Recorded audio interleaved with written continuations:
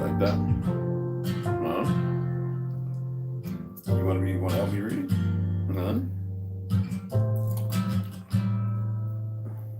Yeah.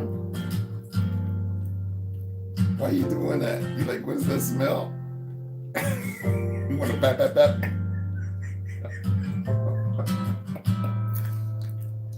Huh? You want to pat?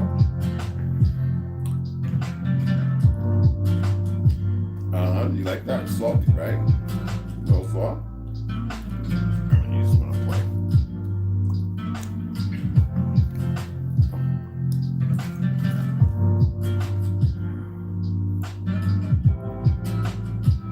Why you gotta step all over the book, man?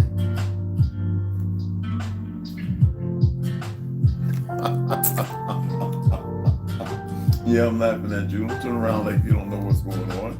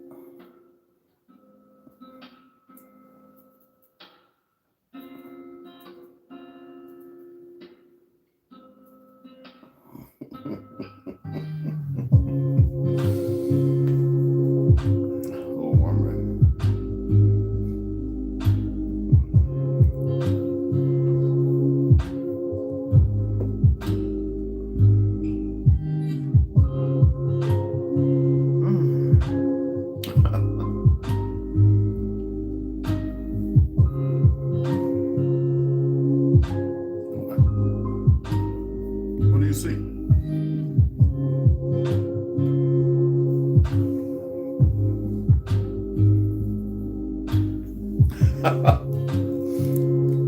What's happening, y'all? Let me go and get this reading in so I get it out. Sorry, it's a little too late. A little late, not too late. See? What I tell you, leave that strap alone. See? Told you about touching things you ain't supposed to touch. You know about that.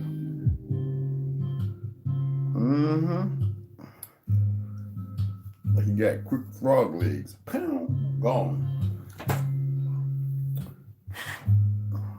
You're a little bad self. You went right back over to it, huh?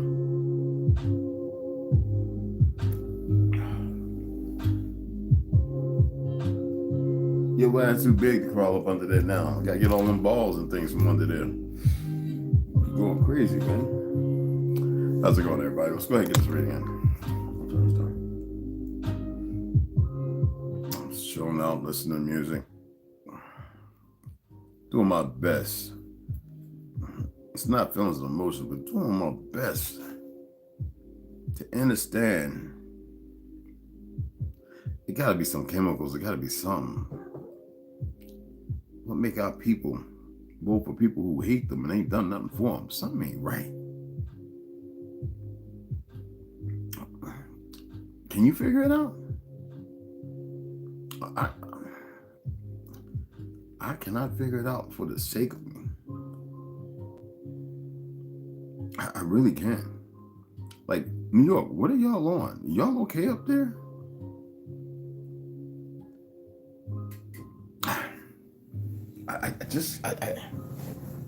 I watched numerous videos on YouTube of Puerto Ricans, Dominicanos, Haitians, melanated brothers and sisters who had voted for this idiot turn around and say they ain't doing that again. Definitely a lot of time, a lot of pale skins. Something ain't right.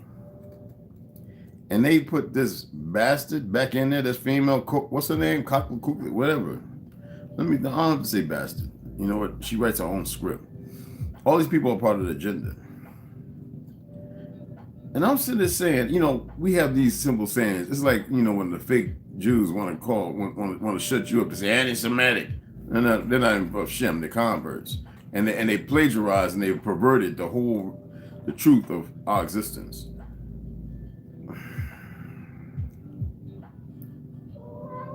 What? I didn't tell you to time out. I didn't tell you to get in the corner. He's sitting in the corner, looking in the corner. I didn't say get time out.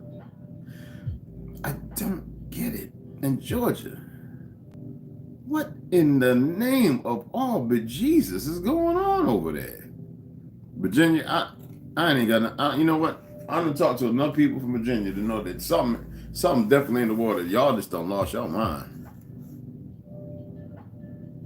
I think there's about a handful of Negroes in Virginia that got their head right. The rest of them just plain old damn stupid. I used to visit there and they were the most arrogant. We used to be in the club, man. Every club we went to, we had whooping a whole bunch of folks behinds up. And that was back in the 80s. And I'm serious, man. I don't care how people feel about it. Truth is the truth. Leave it alone. Damn thing weighs 5 times your weight. And it falls on you, what I got to do?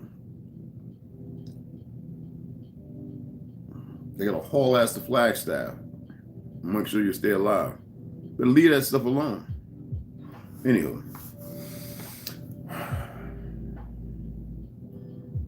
It's all in the same direction, no matter who you vote for. One is fast and one's slow. It seems like people are just running to their death.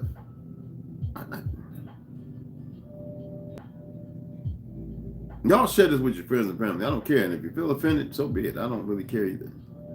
I'm not emotionally bound to this. I'm looking at things, not lethargically. I'm looking at things.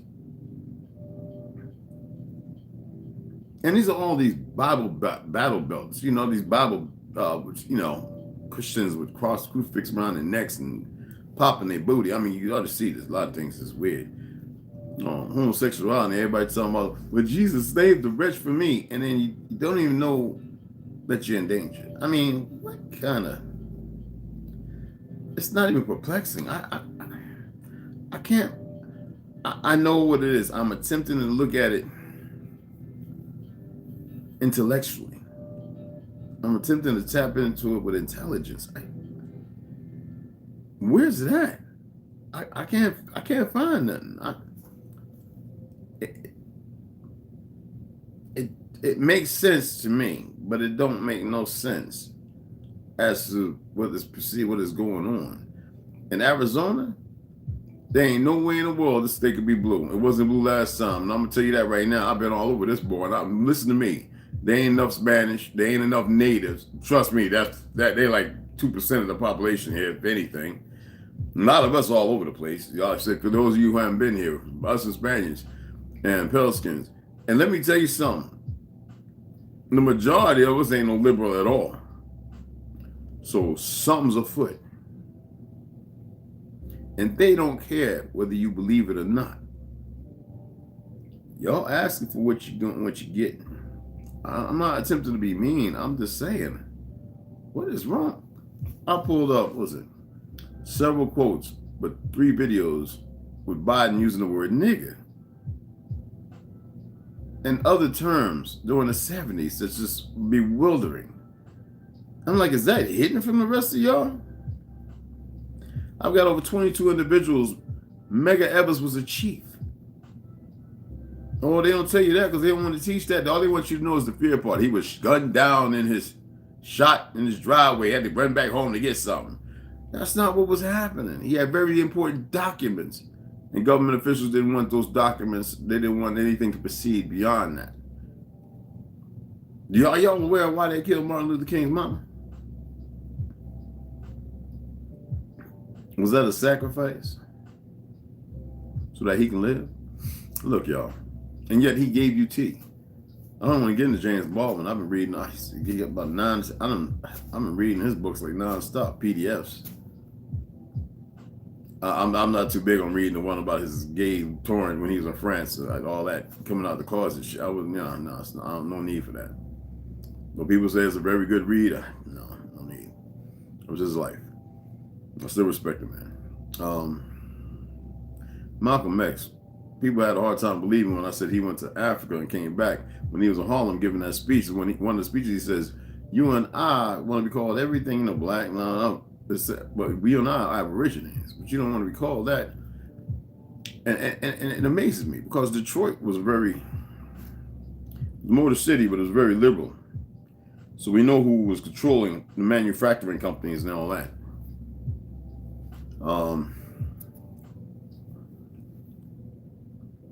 Especially during the war effort, I'm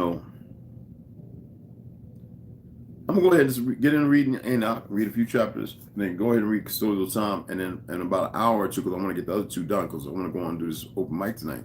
I'm gonna go ahead and get in the Flatlanders and Men Are From Mars, the third installment too. I'll show you right now for those who haven't seen it. I wasn't gonna read it. Actually, I was gonna just hold off. And I said no. I told y'all about it. So we did navigating across the ice wall, Nos Capandum. All right, this is Claudio Nocelli. All right, Terra Infinita. We just got two with that a couple days last week. This is the third part, the land of Mars. I say Men Are From Mars, but that's the joke. That's a joke. Anyway, let's go ahead and get into this. I'm not going to sit here and confuse myself or conflict myself until it's later on. With something I really don't have an answer to. I can't have an answer for everything. Even though it's right out there in front of us, in our face, it's right there. It's just,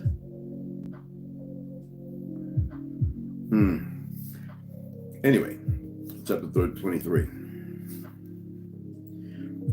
Y'all remember last time when we finished off, it was, then I blessed the creator of glory and said, blessed be my creator, the creator of righteousness, who ruleth forever. And I don't like that word Lord. The way they condition us to make us believe it's something greater, maybe with us to remove it. It doesn't matter. From thence I went to another place to the west of the ends of the earth, and I saw a burning fire which ran without resting, and paused not from in its course day nor night, but ran regularly. And I asked, saying, what is this which rests not? Then Raguel, one of the holy angels who was with me, answered me and said unto me, this course of fire which thou hast seen is the fire in the west, which persecutes all the luminaries of heaven. And from thence I went to another place of the earth, and he showed me a mountain range of fire which burnt day and night. And I went beyond it and saw 7 magnificent mountains, all differing, each from the other, and the stones thereof were magnificent and beautiful, magnificent as a whole, of glorious appearance and fair exterior. 3 towards the east, one founded on the other, and 3 towards the south, one upon the other, in deep rough ravines, no one of which joined with any other. And the 7th mountain was in the midst of these, and it excelled them in height. Does that sound like something in Flatlanders? Yeah. Resembling the seat of a throne, and fragrant trees encircled the throne. And amongst them was a tree such as I had never yet smelt, neither was any amongst them, nor were others like it. It had a fragrance beyond all fragrance, and its leaves and blooms and wood wither not forever. And its fruit is beautiful, and its fruit resembles the dates of a palm.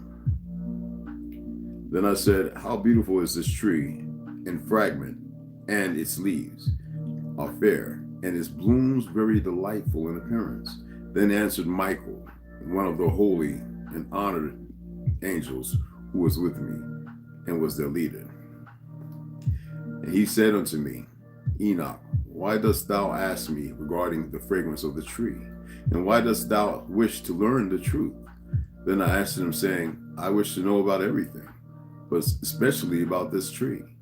And he'd answer, saying, This high mountain which thou hast seen, whose summit is like the throne of God, is like the throne of the Creator, is his throne where the holy great one, the Creator of glory, the eternal King, will sit when he shall come down to visit the earth with goodness.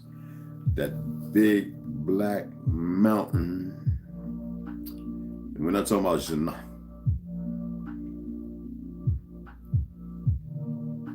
And as for this fragrant tree, no mortal is permitted to touch it till the great judgment, when he shall take vengeance on all and bring everything to its consummation. Remember we went over the word consummation?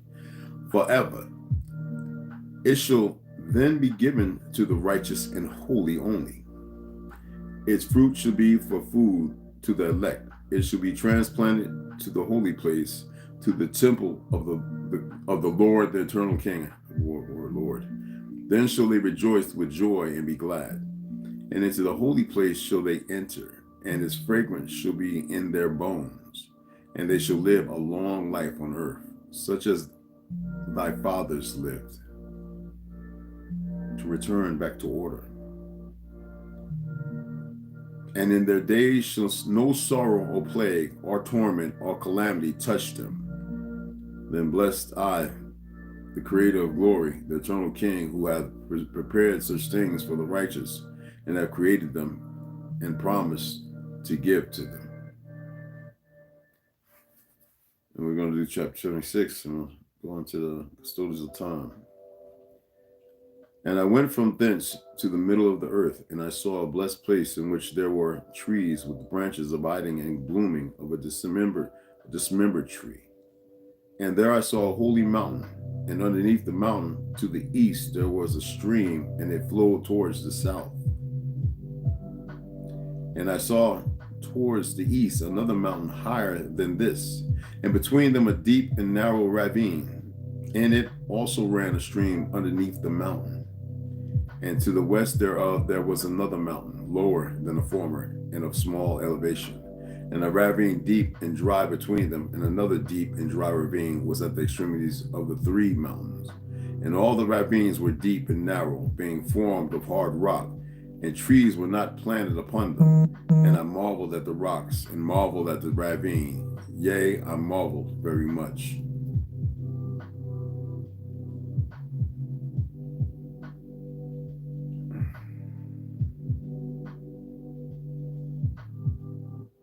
Yeah, we'll save that part for tomorrow. Oh yeah, that's good. We get to Uriel. Y'all, you Moors running around with L on the last of your name, boy. Y'all better stop it. Y'all conflicted, boy. It's a disrespect, man. The Egyptian god Horus, a relationship to Christ, Christianity, religion, blah, blah, blah. The Egyptian god Horus is a god in the form of a falcon. And we know it's an American falcon, but anyway, whose right eye is the sun of the morning star. You always see the idiots, playing with stuff they ain't supposed to, representing power and quintessence, and whose left eye is the moon or evening star, representing healing. They kind of tell themselves if they cover their left, or if they do the goofy, y'all need to know, upside down inverted, backwards and reverse. I'm telling y'all. And then you have the scarab beetles roll balls of dung as their source of food. Ancient Egyptians believed that these beetles recreated life. Y'all know what they did with the dung, right? The scarab beetles. And you know that they couldn't fly. There's a chemical that allowed them to propel themselves with the magnetic force of the earth. Oh yeah, we got wings. Boy, bees can't fly either. The direction is jacked up, but boy, they can hone in on you. Happening or not yet happening. Okay, let's go ahead and get this one. This is pretty good right here. I am so tired. Why am I so fatigued? Is something wrong? No. Anyway, buried antiquities under the ground, digging for submerged truths where they can be found. So many cultures murdered, so many books been burned, ashes clouding darkened skies, next generation growing up unlearned. Colonized, improvised, aggressors' legacy, impoverished land, families ripped apart through man-made destiny.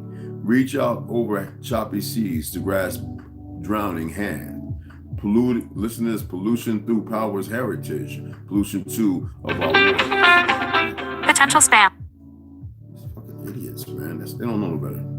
Pollution through power's heritage. Pollution too of our waters. Insecticides poisoning the insides of our sons and of our daughters. Divided world between rich and poor. Fertile soil smothered under concrete. Is it forest fire or tell of opportunist liar?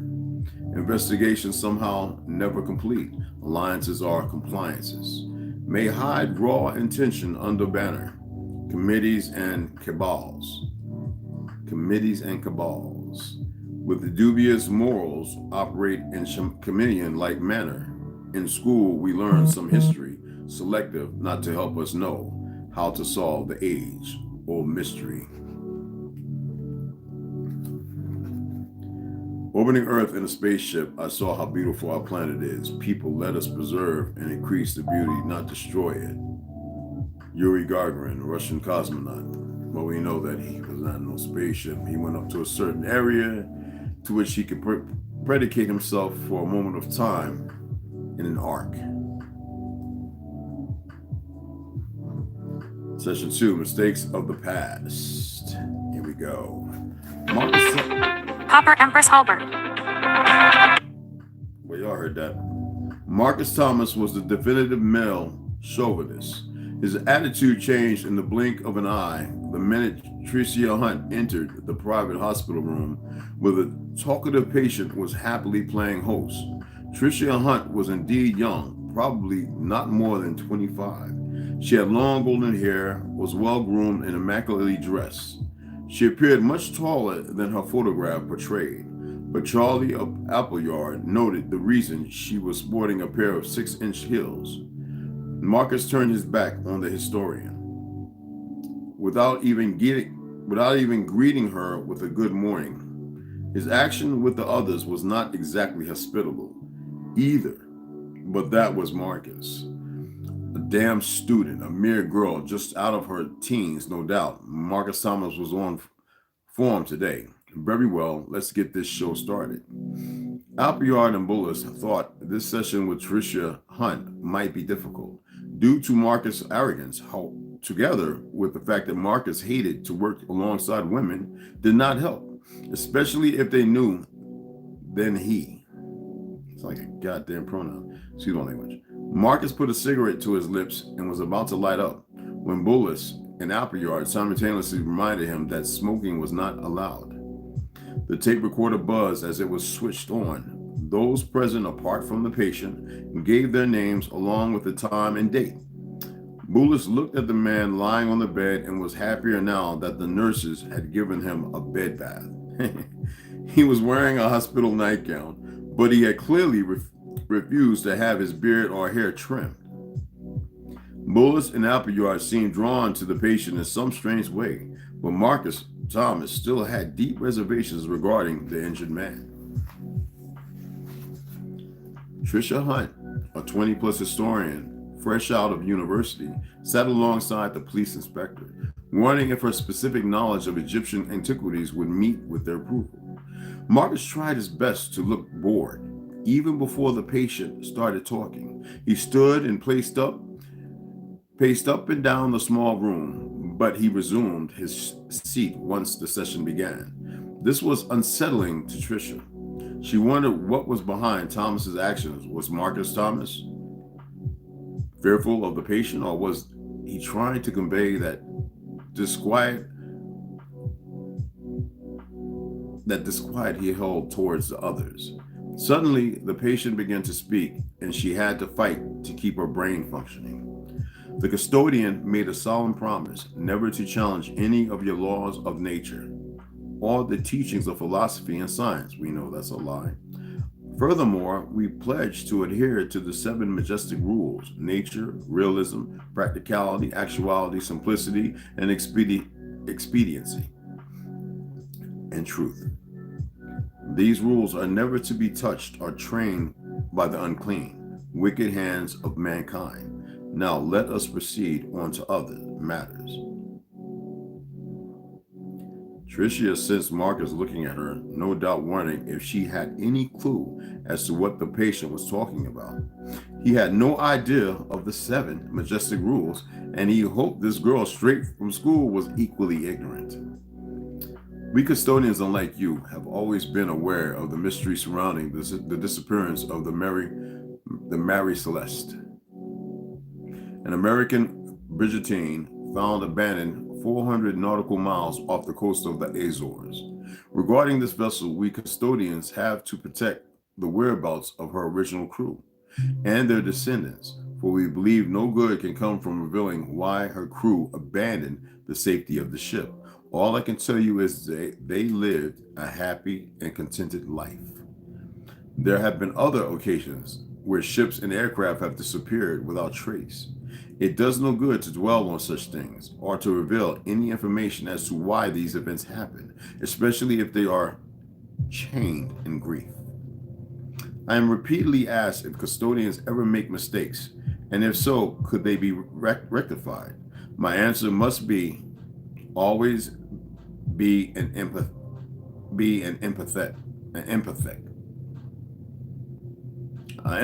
That's what it says, y'all. Be empathetic.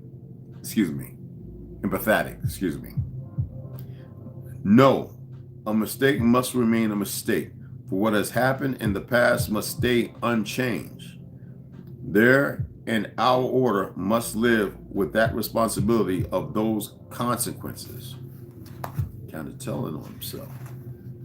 Sometimes, although not often, I have documented man's mistakes as humorous. Finds man's mistake funny. A little truth there. But those I speak of now border on the insane and idiotic. Yes, and that's why I was conveying what I was conveying, because some things is just plain stupid. One such time was when Alaska was governed by the Soviet Union. The Russians decided to sell the land to America for a pittance, as they trusted this would offend England's plans within the Crimea. When I think back, y'all didn't know that, did you? Told you it's only 55 miles away from Russia. Yes, y'all, Alaska's only 55 miles away. Yes. When I think back, this was an example of childish tit-for-tat stupidity. Another example of man's idiocy occurred 100 years prior to James Cook's discovery of Australia. The Netherlands had already sailed there, but dismissed the sighting as nothing more than an isolated land, unfit for human habitation. Man, there were grand buildings there and everything, hidden well away. I was in the Netherlands in 1637 when an idiotic craze, now remember now, this is in the 21st century. Now listen, I was in the Netherlands in 1637 when an idiotic craze gripped the nation. The Dutch were so obsessed with tulips that one single bulb could be exchanged for a ton of butter, 1,000 pounds of cheese, or 12 sheep. Eventually, it got to the point when craftsmen were being paid 10 times their annual salary in exchange for a single tulip bulb. This tulip mania, as it was referred, brought the Netherlands close to bankruptcy, but the locals thought of it as Holland's golden age, and it was considered to be the first speculative or economic bubble, until 80 years later, a much larger bubble mesmerized the world. How men of Sir Isaac Newton's stature could believe in such diversity? But believe he did, and he lost his entire fortune in the process. That bullshit. Gravity. Tulips were first introduced to Vienna in 1554 from the Ottoman Empire. They were imported into the Dutch ports of Antwerp and Amsterdam, but also the German city of Augsburg. Oh, that's a beautiful place. Up until 1555, their intensely colored blooms made them both rare and highly desirable, especially within Europe.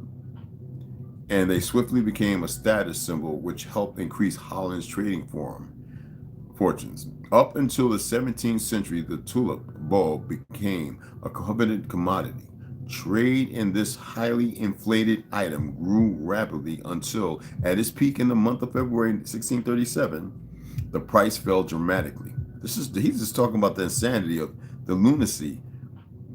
Tulips, grave, bury your ass. Anyway, Tricia knew all about the strange phenomenon connected with tulip bulbs. It was one of the last subjects she had been reading about prior to the South Sea bubble charade. Happy to be listening on familiar subjects, she made herself comfortable in her chair and settled down to listen what else the patient had to say. Appleyard and Bullis looked equally satisfied, whilst Marcus Thomas looked as if he was about to explode. He was impatient. We deal with a lot of that now.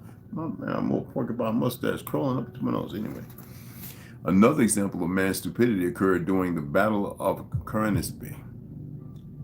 100,000 Austrian troops had camped near the village of Conisby. Scouts were sent out to observe if the Turkish army had advanced. The scouts failed to locate the enemy, but accidentally came across a small group of gypsy farm laborers who sold them cheap alcohol. On returning to camp, they shared the alcohol among their comrades. Their noisy antics quickly drew the attention of nearby units, but men being men, of course, they didn't want to share their booty. A fight swiftly broke out, and some drunken fools screamed in panic that the Turks were coming. Some Austrians fled, whilst others stood firm and started firing at anything that moved, slaughtering everything within sight. Check this out. When the dust finally settled, the full extent of the carnage was exposed. 10,000 Austrian soldiers lay dead, massacred by their own men. As for the Turks, they never arrived. There is one piece of history, however, over which I have considered tampering with time, thinking that the world would be a much better, safer place. Now, I speak of the events during the Third Crusade. King Richard of England fought the Muslim leader al-Nasir Salah ad-Din Yusuf ibn Ayyub, known to you as Salah ad-Din, or simply Saladin. Saladin. Here I am. My nickname given to me in Muslim was Caliph. And that's all I will tell you there. I must stress that Richard always considered his opponent, although brutal a man, but a highly respectful adversary. This respect was mirrored by Saladin, who cordially offered fresh water and fruit to King Richard when he became ill during his campaign. This was a splendid example of compassion. Yeah, no cutting off heads and all that retarded stuff. Also, at Apollonia, or Ossoff, as it was then called, Richard lost his horse and Saladin sent him 2 replacements. I was astonished when Richard proposed his sister, Joan of England, the Queen of Sicily, be married to Saladin's brother, and that Jerusalem would be the wedding gift from both leaders, thereby uniting Islam and Christianity. At the end of the Third Crusade, Saladin signed a peace treaty with King Richard, which in effect all hostilities both men were committed to peace. The Treaty of Jaffa. Wow. Anybody, y'all remember? Okay. Stipulated that Saladin would open Jerusalem, its gates, to unarmed pilgrims of all faiths, as well as reopening the city to trade and merchants. As a result, Jerusalem became an open city, to which we haven't been to in a long time. Consider the Middle East in your time and how such a treaty would change things now. But history played a trick on me. On the 9th day of October, 1192, King Richard left the Holy Land for England. When returning, he was taken prisoner by Duke Leopold of Austria and imprisoned to his castle at Dürnstein, where he was subsequently ransomed. That he went on a crusade. Anyway, Richard remained a prisoner at Dürnstein until February 11, 1194, and was only freed when a ransom of 150,000 marks was paid. It was written that Richard should have remained in Jerusalem. he and Saladin would have remained friends and enjoyed long lives together. As for their heirs, both Muslims and Christians would have witnessed a long and lasting peace, continuing unabated for many millenniums. An unforeseen time shift prevailed, however, which altered the course of history. To this day, we do not know why this happened, but I can tell you it remained under investigation. Why is that? Dr. Bullitt asked. The investigation revolves around Noah's fourth son. Apparently, this son declined to board the safety of the ark. Look, Enoch's a motherfucker, y'all. You're gonna see. Choosing instead to climb the nearest mountain, whereupon we assume drowned with the rest of his kind. Hold on, Trisha said. I thought Noah only had 3 sons, all of whom boarded the safety of the ark. That is what your Christian Bible tells you. And that was how it should have been. But if you read alternative sources such as the Quran or the Torah, which I read, both mention a 4th son. His name varies from page to page, yes, and from book to book, yes. But I assure you he existed.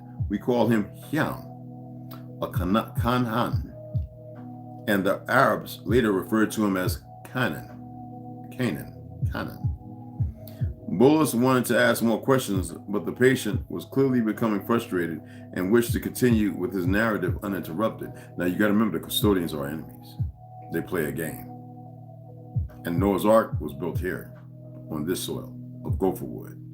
Trees that were so immense, so beyond the scope of anything you could conceive even right now. You have to believe me since I was there. Yam refused to board the ark and chose to climb to higher ground by his own vocation. What we do know is that some kind of time shift occurred, although the reasons are unknown. If he survived, which I sincerely doubt, I know not where his descendants are. Now, let me continue without further interruption. And we're going to shut it off right there, because it gets good. And I know a lot of y'all going, oh, if you knew that, how come you never told us? Because it ain't my place to tell you everything until it's time. And there's a lot more. Now, reading these two, I really want to get into the mud flood to break some things down. But the mud flood I'm saving to read with 2 of my books based upon Tartaria. So that way you get a better notion of, now you have an understanding of the custodians and Anunnaki. The fact that the Anakim, the giants who helped us build Tartaria, which at that time, the Anunnaki kind of participated in, as it was some kind of weird form of peace, as long as they can govern. But the custodians had found us, and we're talking millennia ago. So the custodians tell the story, they know the truth, or they could die like men too. They die just like everybody else. And so what you're getting is, remember I said backwards, reverse, upside down, inverted? So it has to be somebody that can transliterate. And I really hope you guys are enjoying this, you know? And I see we're still having a hard time with people sharing. I don't know what's wrong, what's so hard about share. And don't worry about what somebody say. They can come to my page and ask the questions. You dig? You dig what I'm saying? Y'all popped up here, Alita. What's going on, Rondo? What's happening, man? APJR, what's happening? Joshua Northern, yes. Peace and blissful. Y'all's good, brother. Yes, appreciate it.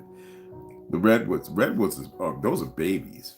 Those are babies. Compared to the trees that were chopped down over in Georgia, Virginia, the Carolinas. Oh, yeah. A lot of the swamp over there wasn't swamp. The grand trees that were chopped down and broke a water levee. And they wanted there's a lot of things submerged there. With all that overgrowth, there's a reason why it looks like it's like the punch bowl, the Devil's Punch Bowl after the Civil War, where they put all them soldiers and fighters and their families and just let them die. Those were aboriginals who were great fighters, betrayed. You know, there's a lot of information. I saw somebody make a post, and I know they wouldn't have made it. They watch here about the war secretary and the Confederacy. Talking about his own slaves and all this. Didn't I describe his color? He's a nigga. I'm saying that to be because he was part of the betraying, the Jew, Benjamin. Yeah, he was a Negro. But they whited out all faces and stuff for history, for prosperity, and making some fake white supremacy crap. And we know that they employed that in the 1700s here. That's why I'm saying it's important to be careful of people who are taking material to fit their own narrative based upon their feelings. Their feelings, that's nothing but opinion, not facts. And he's got his picture sitting there, the old fake Benjamin, you know. And he's got this little story on the side about somebody else with all these slaves. It's just nonsense. Pure nonsense. If that's the case, they wouldn't have been shipping our behinds all over the world. The war had ended. People wanted to get out of Houghton before that. People were just willingly traveling because they already knew everywhere. We were showing them. So, I'd like to see some of I would love to see some of the historians come and try and debunk me. I would love for it to happen. I'm talking all fancy and fast like Neil deGrasse, and I'll burn his ass in a heartbeat. First thing I'd be like, Neil, so when did you learn how to fly a plane, brother? Yeah, even Tom Cruise know how to fly jets, you know. You know, but he's part of that circle of sickness. I would love to see. I can't say forget what I love. Man, y'all know some of the loves, man. I have. We're gonna keep pushing forward. We're gonna keep pushing forward, and we're gonna make this. We have to. Whatever you learn here, make sure you're cheering though. If your family want to dismiss it, you still talk about it. Don't force it upon them. It's your information. It's for you to make the best of it, to rise way above the occasion. You dig what I'm saying? And it's going to be a beautiful thing. You dig what I'm saying? It's going to be a beautiful thing. Well, anyway, hey guys, I'm going to go ahead and shut it down. I'm going to call original Copper Empress Hobart and see what she wants, because I like to answer all my calls. And I got to call Kerry Davis back too. He called me yesterday. I forgot all about it.